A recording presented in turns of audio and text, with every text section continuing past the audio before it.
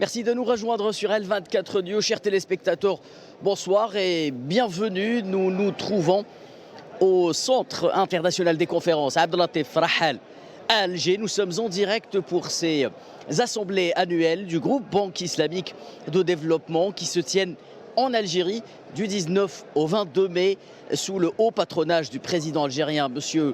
Abdelmajid Tebboune. Un événement tant attendu, c'est la troisième fois que ces assemblées se tiennent en Algérie. 57 pays sont présents, 2000 experts et un programme riche avec beaucoup d'activités dont on va tenter de parler ce soir. Alors, nous sommes à quelques instants de l'ouverture officielle de ces assemblées prévues à 19 h aujourd'hui. Les délégations affluent en ce moment même. Le Premier ministre supervisera les travaux, Premier ministre algérien, M. Larbaoui, supervisera les travaux de cette ouverture officielle. Il empruntera cet escalator qui est juste en face de nous dans quelques instants.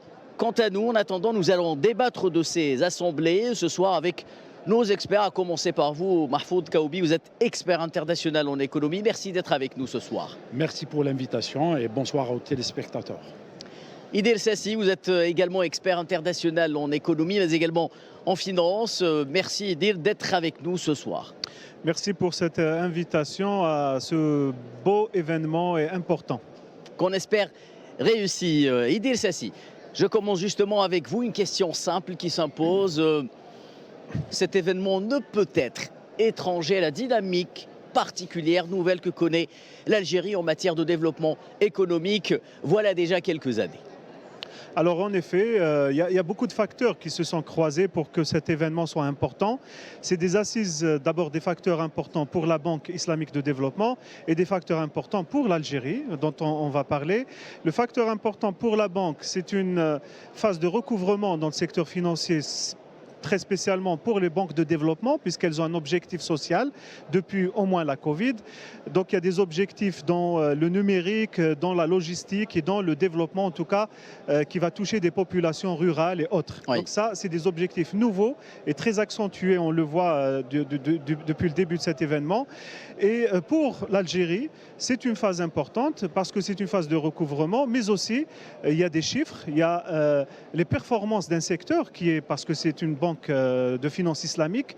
Donc il y a un secteur de la finance islamique qui a démontré ces dernières années des chiffres importants. Oui. Et donc une phase où il faudrait aujourd'hui trouver des solutions pour encore augmenter le développement de ces secteurs en Algérie pour des solutions plus importantes, c'est-à-dire notamment l'international, mais aussi pourquoi pas pour que l'Algérie puisse partager cette expérience de développement de cette finance spécifique qui répond à un besoin du marché algérien. On va y revenir justement tout au long de cette émission. Idil Sassi, Mahfoud Kaoubi, même question, cet événement international tombe à point nommé avec une dynamique en matière d'économie nationale particulière. L'Algérie qui bouge, qui propose, qui essaie, qui tente en matière d'économie avec un objectif, un développement inclusif, diversifié. Ça tombe bien, c'est ceux-là, même les objectifs du groupe BID, les objectifs de ces assemblées annuelles 2025. Oui, tout à fait. Donc, un objectif principal qui est de diversifier l'économie nationale. Donc, après avoir mis en place une architecture de développement et de diversification basée par un soutien de 7 à 8 secteurs d'activité et non des moindres, donc qui ont été affichés dans tous les dispositifs relatifs à la promotion de l'investissement. Et donc, une volonté d'asseoir une économie aussi qui est basée sur le partenariat et l'investissement étranger, oui. L'investissement mixte d'une manière générale. Et quand on sait que la question de l'investissement ne peut pas être dissociée de la question de financement d'une manière générale, donc il est tout à fait normal que l'Algérie accorde une importance à consolider et à chercher tous les moyens de financement qui peuvent être mobilisés pour financer l'ambitieux programme de développement, que ce soit dans le domaine des infrastructures, que ce soit dans le domaine des hydrocarbures, que ce soit dans le domaine de la pétrochimie ou que ce soit dans le domaine de la transformation numérique. Voyez-vous, donc l'événement tombe à point nommé par rapport à une conjoncture nationale qui, il faut le rappeler aussi, coïncide avec des résultats assez probants dans le domaine économique, avec des taux de croissance assez appréciables, avec eu des avancées dans plein de secteurs d'activité qui commencent à donner des signaux très positifs. Je parle du secteur de financier, puisque c'est un événement à connotation financière, mais aussi à connotation économique. On parle de l'industrie aussi, on parle de la transformation numérique qui commence à être perçue comme une réalité et qui donnera dans les mois, dans les années à venir, des résultats beaucoup plus probants. Donc, sur le plan national, on est en pleine dynamique de transformation. Et puis sur le plan international aussi, oui, il y a un réel succès de la finance alternative qui commence à devenir une des solutions les plus prisées, comme en témoigne la forte croissance que connaît les banques de développement d'une manière générale, à l'instar de la Banque islamique de développement. Très bien. Idriss Sassi, restons sur l'Algérie. La BID a annoncé, justement, par le biais de son président, monsieur Al-Jasser, une enveloppe de 3 milliards de dollars destinée à accompagner, justement, ou à soutenir les ambitions économiques de l'Algérie. Une enveloppe qui s'étalera sur 3 ans. On a parlé de cette relation particulière qu'entretient la BID et l'Algérie, membre fondateur. Pourquoi aujourd'hui une institution financière comme la Banque islamique de développement mise sur le plan de développement de l'Algérie, justement? Il y a un plan très ambitieux en Algérie. Donc, si on parle Afrique aujourd'hui, le problème de l'Afrique, bien évidemment, il y a l'accès à l'eau, il y a l'accès à l'éducation, à la santé, des problèmes d'accès. Mais il y a aussi les problèmes d'infrastructure. Et l'Algérie a engagé des programmes de développement en termes pour le domaine des infrastructures qui non pas va influencer le pays, mais aussi la sous-région. Donc c'est un effet très important. On parle du rail. On parle de l'agriculture, du secteur agricole et d'autres mécanismes, d'autres secteurs qui sont structurants pour le reste de l'économie, c'est-à-dire à grande échelle et qui vont influencer et créer des tissus nouveaux autour de ces projets. Donc c'est très important en termes de ciblage d'une clientèle entre guillemets pour une banque. C'est un marché très porteur. Mais aussi, encore une fois, les performances du secteur de la finance islamique sont importantes. Par ailleurs, on verra par la suite quels seraient les véhicules que proposerait la Banque islamique de développement pour concrétiser ce genre de financement en Algérie. Les véhicules, on va peut-être voir des soukouk, pourquoi pas, oui. Mais aussi pour les personnes lambda, il faut comprendre que ce genre de banque pourrait se positionner demain dans des structures de type PPP, public-privé, oui, pour supporter des privés pour qu'ils puissent accéder à des marchés publics importants et donc réduire les risques, donner plus de confort pour les institutions publiques pour recevoir du privé. Mais en même temps, on pourrait voir des lignes pour des transactions internationales, c'est-à-dire ouvrir des lignes de garantie internationale et permettre à la finance islamique de demain offrir des produits financiers, bancaires au niveau international de type islamique. Très bien. Lorsqu'une institution, Mahfoud Kaoubi, comme la Banque islamique de développement met sur la table 3 milliards de dollars pour soutenir le plan de développement algérien, n'est-ce pas là une preuve que les réformes façon algérienne fonctionnent bien et commencent à convaincre les bailleurs de fonds internationaux quant à la nécessité justement de mettre sur la table les capitaux nécessaires pour accompagner cet objectif en développement, derrière lequel notre objectif en filigrane se cache, c'est celui de réduire les fractures socio-économiques en misant sur une certaine forme d'inclusion socio-économique. Oui, tout à fait. En tous les cas, c'est un gage et c'est un témoignage de la justesse de la vision de l'Algérie, d'une part, et puis de l'importance des programmes qui ont été engagés. Monsieur Idir parlait de programmes dans le domaine de l'infrastructure à dimension continentale et donc qui, du point de vue économique déjà, ont un potentiel de rentabilité très important. C'est pour ça que ça intéresse des bailleurs de fonds. Donc la Banque islamique de développement ne le fait pas pour les beaux yeux de l'Algérie, elle le fait parce que il y a une stabilité institutionnelle, oui. Il y a une bonne vision sur le plan économique et puis il y a une architecture d'accompagnement de cet effort de diversification qui est juste et qui est probante. Donc l'Algérie a pu mettre les éléments et les conditions de cette transformation et il est tout à fait normal qu'une institution financière en quête de rentabilisation de ses fonds soit intéressée par un pays qui dispose et qui jouit d'un potentiel concurrentiel, très important, donc des dotations factorielles dans le domaine des ressources naturelles, dans le domaine de la ressource humaine et dans le domaine des infrastructures existantes déjà. L'Algérie ambitionne de transformer ses avantages concurrentiels en avantages compétitifs. Ces avantages compétitifs en avantages concurrentiels.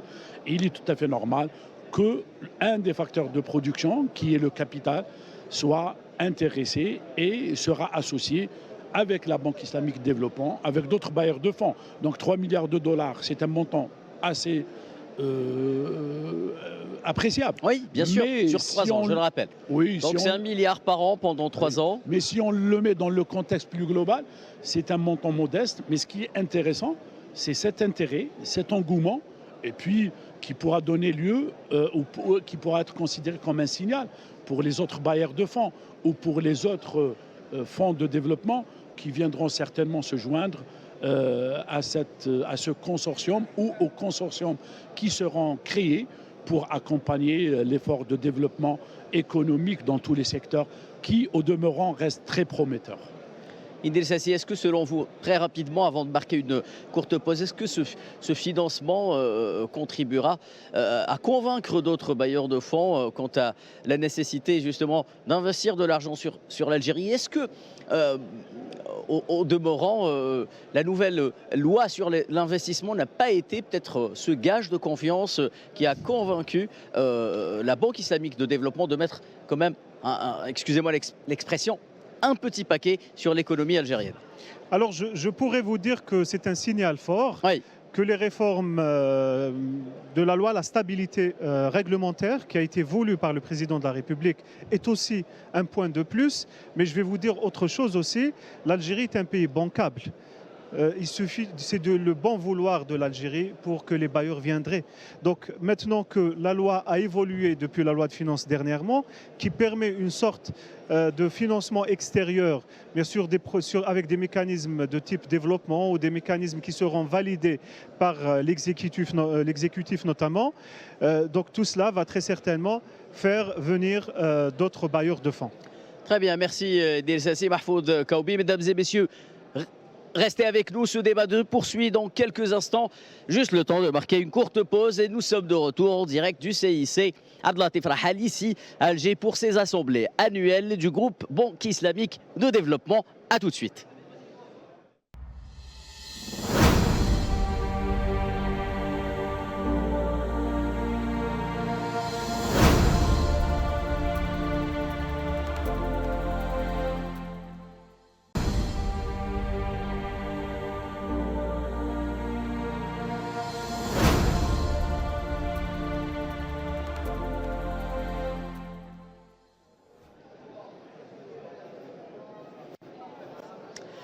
Nous sommes de retour, mesdames et messieurs, ici en direct du Centre international des conférences Abdelatif Rahal à Alger, qui abrite justement les assemblées annuelles du groupe Banque islamique de développement 2025 sous le haut patronage du président algérien Abdelmajid Tebboune. Je vous le disais à l'entame de cette émission, l'ouverture officielle de ces assemblées aura lieu dans quelques instants. Vous apercevez ici même les délégations qui ne cessent d'affluer pour rejoindre la salle principale où se dérouleront ces assemblées sous supervision du Premier ministre algérien, M. Nadir Arbaoui. C'est vous dire l'engouement, tout l'engouement qu'on ressent ici même pour cet événement tant attendu et tant important. Je suis toujours avec nos experts Mahfoud Kaoubi et Idil Sessi pour tenter de décrypter les tenants et pourquoi pas les aboutissants de ces assemblées. Alors, je le disais tantôt, la diversification, messieurs, est au cœur de ces assemblées annuelles 2025 de la BID.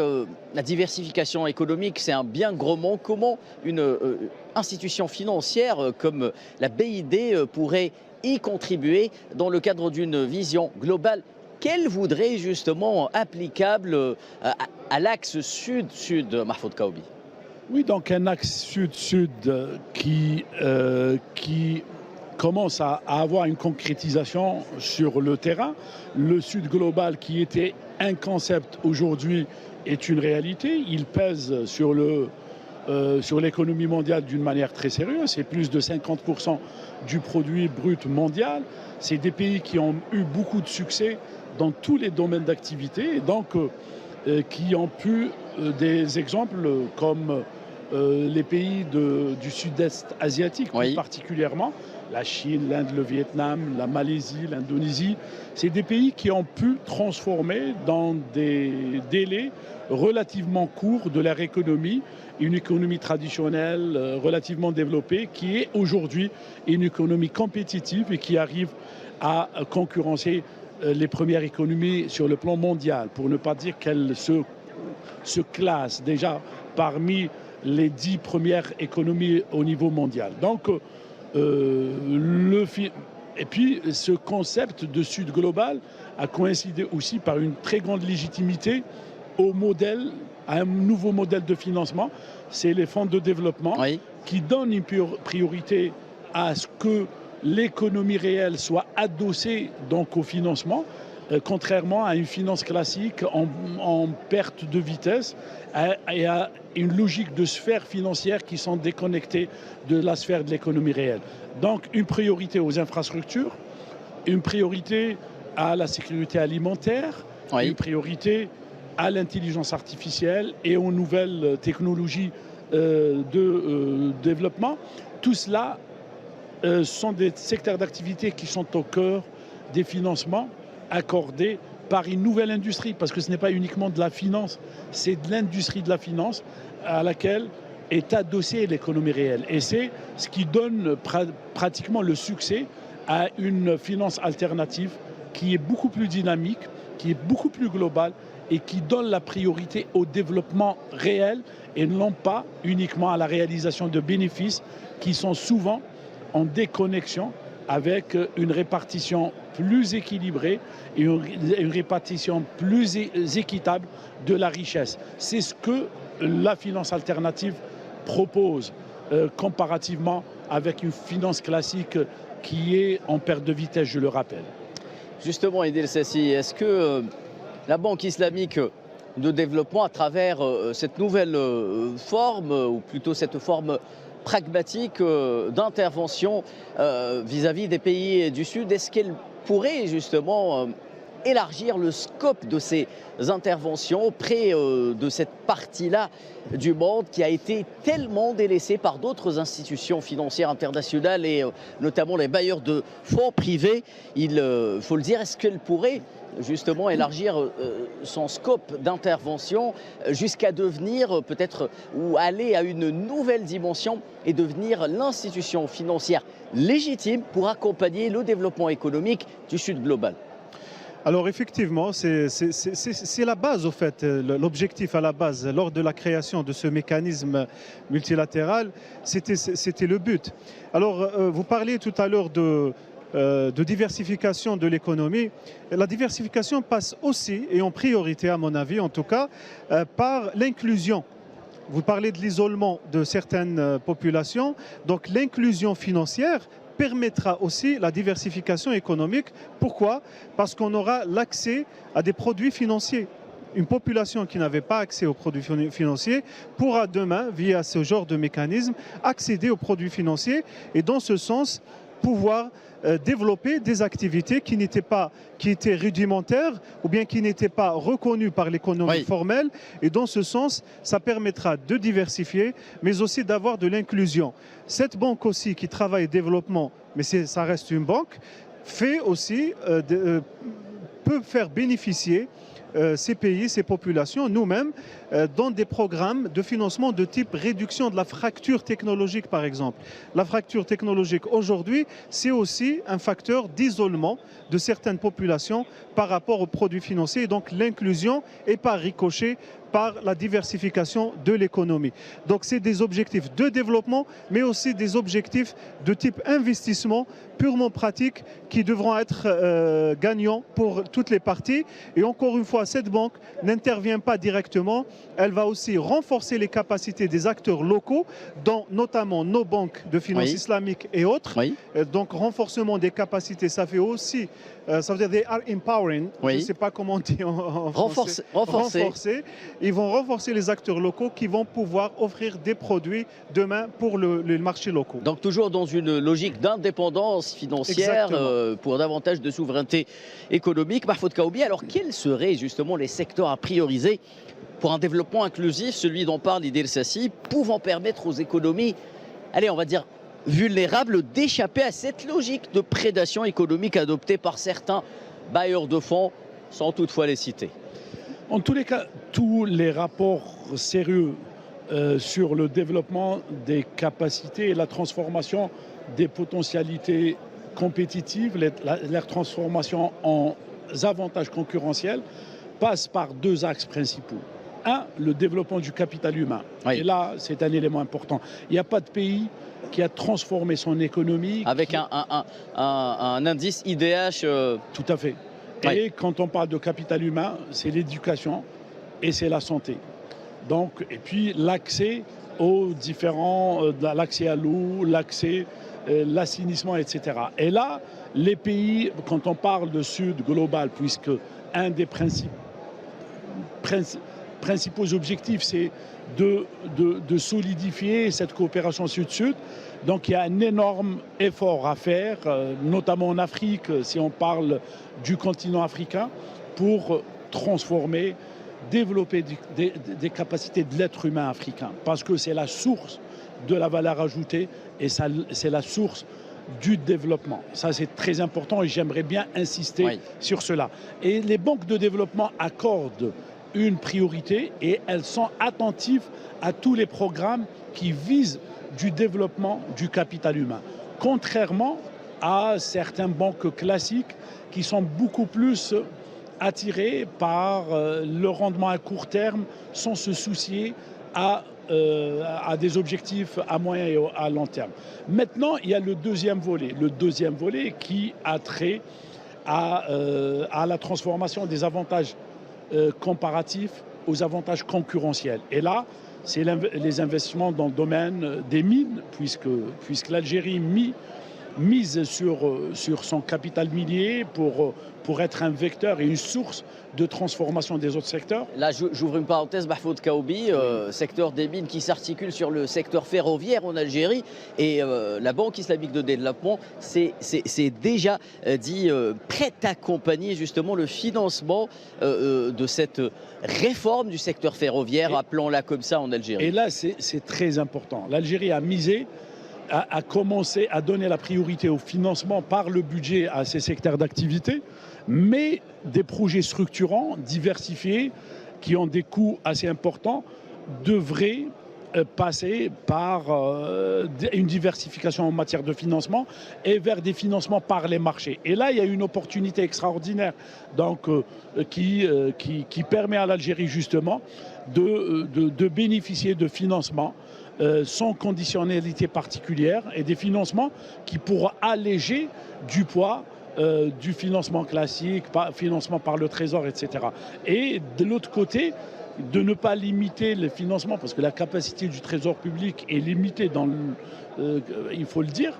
Donc, on a la possibilité d'avoir d'autres financements par des fonds d'investissement qui s'appellent Banque islamique de développement ou d'autres banques de développement. Hein. Donc, l'Algérie, il faut le rappeler, elle est aussi membre de la Banque des BRICS et elle devrait, à mon sens, encore solliciter d'autres financements qui permettraient de régler rapidement de certaines rigidités et de mettre à niveau certains secteurs d'activité qui sont importants pour la transformation et la diversification économique. Et là, j'ouvre une autre parenthèse, justement, dans cet aspect d'intégration économique africaine également. La Banque africaine de développement, son président a déclaré aujourd'hui que son institution était prête également à accompagner un secteur clé qui va dans le sens du désenclavement de toute une partie de notre continent. Il s'agit bien du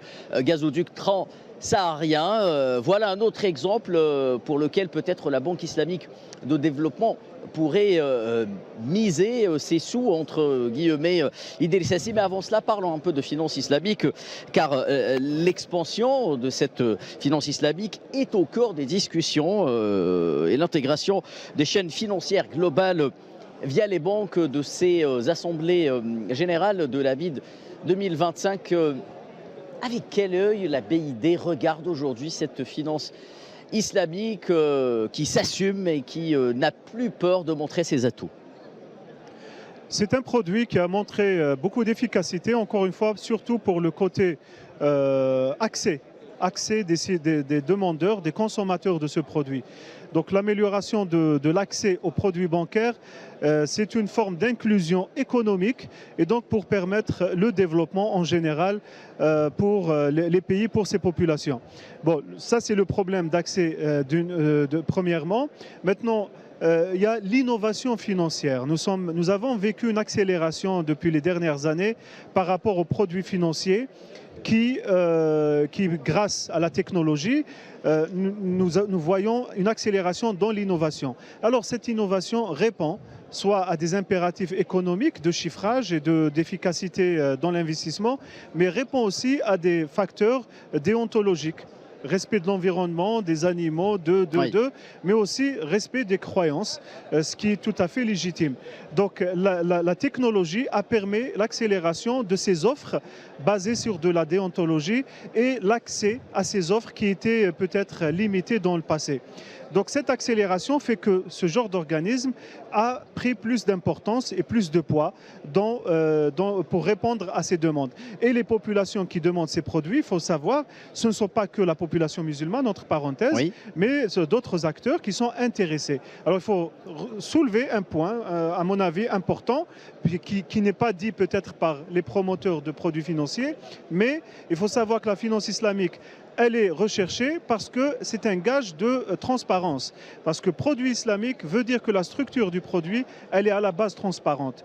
D'où l'importance de la coopération avec ce genre d'organisme parce que aujourd'hui en Algérie, on a besoin de référents, on a besoin de formation pour pouvoir offrir des produits qui répondent à 100% à cette exigence de conformité, de transparence de ce produit financier. Donc il y a des institutions aussi qui collaborent et qui financent ce genre de facteurs intellectuels, donc former des formateurs, etc., qui existent, que la banque finance et dont on pourra bénéficier. Et encore une fois, nos institutions, demain, de la finance islamique, pourront offrir des produits innovants, surtout à l'international, grâce à ce genre de levier. Et justement, en marge plutôt dans le cadre de ces assemblées, Mahfoud Kaoubi, le 19e Forum mondial de la finance islamique s'est tenu, s'est clôturé ici à Alger avec un focus sur l'inclusion financière et la transformation numérique. Pourquoi ces deux piliers, je me permets d'appeler ça comme des piliers selon vous par rapport au développement et à l'avenir de la finance islamique vu par la BID? Oui, donc une inclusion totale, tirer profit de tout le potentiel, d'où la nécessité d'avoir une inclusion des différentes strates et de mettre tous ces facteurs à la disposition d'un développement durable. Ça, c'est très important. Le deuxième élément très important, je voudrais rebondir sur ce que disait Idil. Donc, ce succès de la finance islamique trouve aussi son origine par rapport à des produits qui sont adaptés aux exigences de la diversification et d'un développement durable. Des financements à long terme, d'accord, qui sont adaptés à la logique et à la durée de la transformation, parce que pour développer des infrastructures, pour développer des projets structurant, les délais de retour sur investissement sont généralement longs et nécessitent à la fois de la disponibilité sur le long terme et aussi des périodes de différé qui sont importantes. La période actuelle que connaît la finance mondiale ne plaide pas, surtout pour les ressources traditionnelles, ne plaide pas pour une disponibilité de ce type de financement. Donc, d'où l'intérêt pour des financements alternatifs ou des financements proposés par les fonds d'investissement. La deuxième des choses, c'est que ce sont des financements qui sont adossés à des projets réels. Cela veut dire quoi? C'est que l'intérêt de ces financements n'est pas uniquement un intérêt financier et un gain qui est calculé au-delà des résultats des projets eux-mêmes. Oui. Les financements alternatifs donnent une importance capitale au succès des projets. Et donc, ça permet de bénéficier d'une meilleure ingénierie, d'une meilleure expérience et puis d'un enrichissement qui viendrait aussi de la part du fonds d'investissement qui apportera son expertise, son expérience et qui permettra au projet d'être mieux mûri et de bénéficier aussi d'un background, des expériences qui ont été passées dans le cadre de financement autre, que ce soit dans la durée ou que ce soit dans d'autres pays. Donc voyez-vous, l'intérêt de la finance islamique tire son succès par rapport à cet objectif de création d'un véritable développement et d'un véritable succès de projet, d'où donc cet engouement et d'où cet intérêt pour la finance alternative.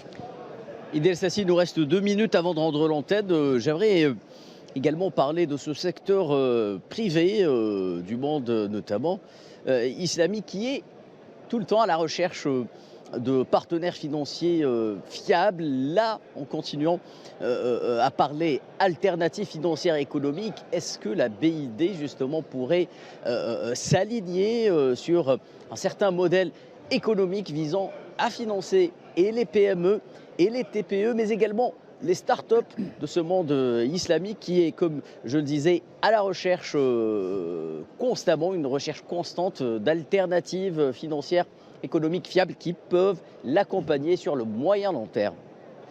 Alors, une banque de développement de type BID permet... 30 secondes, Idel El-Sassi. 30 secondes. Pardon. Au fait, on aura l'occasion d'élargir le cercle des capacités de financement. Le premier cercle, il est institutionnel. Ce sera les banques qui vont dealer avec la BID, mais par ricochet, on aura des produits qui peuvent permettre l'accès à des PME, PMI en deuxième lieu et en troisième position via les PPP ou via des instruments qui seront offerts par nos banques. Très bien, une question à laquelle vous aurez la chance de répondre demain, Idel El-Sassi, Mahfoud Kaoubi.